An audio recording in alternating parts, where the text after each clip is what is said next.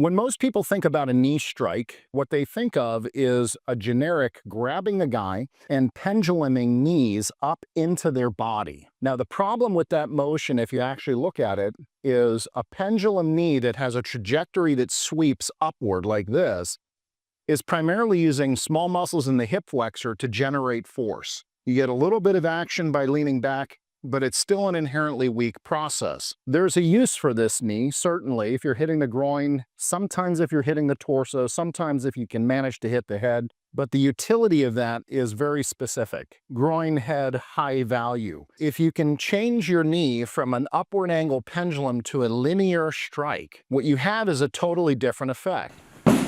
Right, so Mary can generate a lot of force doing that. But the difference in force between that and a linear strike is night and day.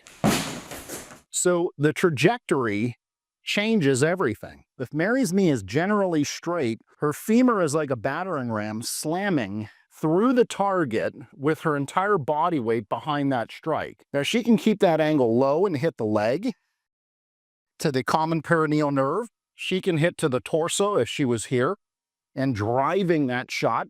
All right, it becomes a great value if we're hitting to the lower body. If you have to hit to the head, you're almost always penduluming, but if you can drive straight and you can follow through, you're going to get a lot more power and a lot more efficacy, especially if the person doing the striking is considerably smaller than their opponent. You take a 100-pound woman, she can knock it down a 300-pound guy, particularly if she's hitting him in the side of the leg. We'll get into the approach angle in another video, but the basic principle is if Mary were to engage with a knee and create this reaction, you can really do some damage really fast.